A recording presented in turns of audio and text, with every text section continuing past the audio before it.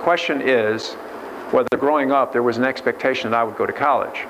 And the answer to that question kind of depends on when in my early life we're talking about, because if it were before, let's say, the 9th grade of high school, there was no expectation. I had struggled tremendously to be a student, to be a good student, and didn't think that I had the academic ability to go to college. However, in my sophomore year, my father had been taking some classes in a local technical college, came home and asked me if I would complete a paper for him. Read a book, complete this paper, and I'll give you $15. Seemed like a good deal to me at the time, and I said, sure. So I read this book, answered a series of questions, and gave it to my dad. And there's actually some ethical issues there, but contrary to the ethical issues, my father turned the paper in, and about 2 weeks later, he approached me and said, hey, Jimmy, guess what we got on that paper? And I said, what did we get? And he said, an A-. So it was at that moment that I knew that I could handle college work. And so from that point forward, I started to think of myself as going to college. And then the issue became, how would I pay for college? I knew that my parents didn't have the means to send me to college at the time. They were divorced, and we were basically living in poverty, and so how we were going to pay for it became a big issue. So for me, I decided I was going to work real hard and get a track scholarship, and that I would go to college by way of athletics. Fortunately, one of the caring adults in my life was my track coach, John Curry. And Coach Curry told me that I should work as hard in the classroom as I did on the track, and that college might be a possibility for me. And consequently, I worked hard, and he was right. And I ended up going to college on a very special program for minority students of public high schools at the University of Wisconsin-Madison. I believe the greatest barrier was financial. I, like most young people, are really nervous about, how we're going to pay for college. I was nervous about borrowing money for an education. I just didn't know where I was going to find the money to be able to afford college. And fortunately, I was able to gain acceptance into a program at the University of Wisconsin that provided 5 years of financial aid. They had the expectation that students graduating from public schools minority students graduating from public schools might take a little longer than 4 years to graduate and might need additional financial aid to do that. And so the program was perfectly set up for students like myself who were coming from low-income, under-resourced families. And I was able to get through my undergraduate years, and I think when I graduated I had loan debt of $2,000. And so what I tell young people today is you cannot let the idea that there's not resources available for education get in your way. There are resources, there are scholarships, there's grants, there's loans, and everybody should expect that they're going to have some loan debt coming out of undergraduate school. It's just part of reality, but it's the best investment that you can make in yourself. To be honest with you, that was a long time ago, and I don't really have a specific memory of it, but I can tell you that it was probably filled with incredible excitement and trepidation. I didn't know what to expect going to college. I had no one that I could ask what it was like. And so it was a tremendous adventure, and whenever you're on an adventure, it's usually filled with both excitement and trepidation, and so I'm sure that's the way I felt at that time.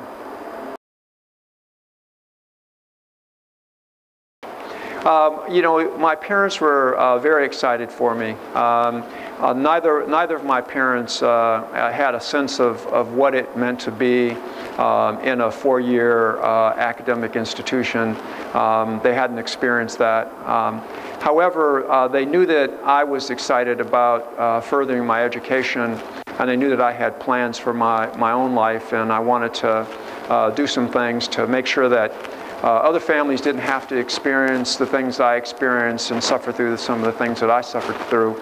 That's what I would ultimately put a college education to use for. So there was general excitement. The one thing that does come to mind specifically, however, is I remember my father taking me to the campus of the University of Wisconsin-Madison, and I've got my two bags there, and he reaches into his pocket and he handed me $200. And symbolically, that $200 got me through undergraduate school and law school, because I knew that it was difficult for my father to come up with that kind of money, and for him to give that to me meant that he supported what I was doing, and I've never forgotten that, and always thank him in 1,000 different ways for having supported me in my pursuit of an education. I can tell you what that felt like. Oh my God, it was exciting. University of Wisconsin is a beautiful college, university I should say. It's huge, and that program that I got accepted into actually brought us on campus 2 full weeks before any of the other students arrived. And so we had the entire campus to ourselves. So we got a chance to tour the libraries, to go to the administrative offices, to see what the classrooms were like. And so we had this kind of preview to it. And so it was exciting to be a part of that program. But when all the students began to arrive, and and we started to interact with, with at that time 33,000 other students, the campus came to life, and we were a part of it, and we were there and had the right to be there, and it was just an incredible feeling of affirmation, and that began the adventure toward attaining an undergraduate degree, and it was just a wonderful beginning. I think the most challenging aspect was balancing the demands on your time. Here you are for the very first time in your life without any structure. You either attend class or you don't, it's up to you. You decide when you're going to study or not study, how much you're going to study.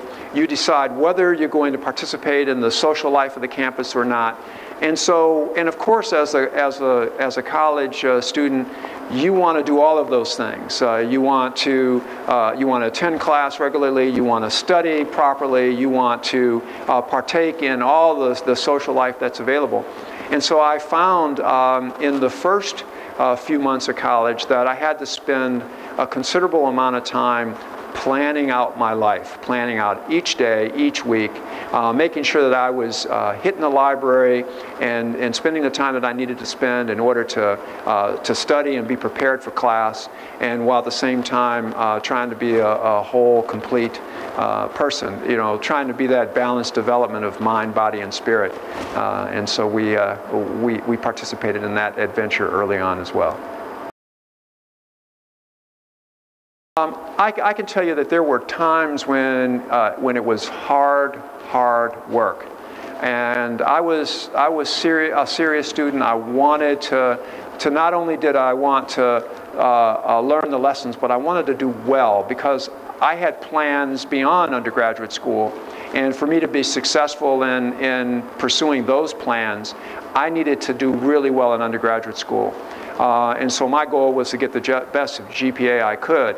And so while there probably was never a time when I didn't think I would make it, there were times when it was extremely difficult, because for me, failure was not an option. I had determined in my own mind that I was going to graduate and that I was going to go on to the next phase in my academic and professional development. I have to answer that question by saying there was not one person. There were 3 people. There was the teacher in 7th grade who told me that I was not a slow learner, and that if I worked hard, I could be successful and learn just like any other student, Mrs. Mary Lee. There was Mr. Fox, Bob Fox, who gave me a job at age 13. And I worked for Mr. Fox from age 13 to age 21. And while Mr. Fox would never say that he was mentoring me, what he was doing was exactly what we today call mentoring, thinking about the world that if he hadn't been there, I would have been left to my own devices. And then lastly, there was my track coach. My track coach who gave me that sound advice to work as hard on the track as hard in the classroom as I did on the track. And that ultimately is what prepared me to be able to handle college work and to have the discipline that's necessary in order to be successful, not only in college but in life in general. So for me, it was 3 people, and then I must also add, it was that inspirational, symbolic gesture that my father extended to me when he handed me what was certainly his last $200 as I stepped on the campus for college.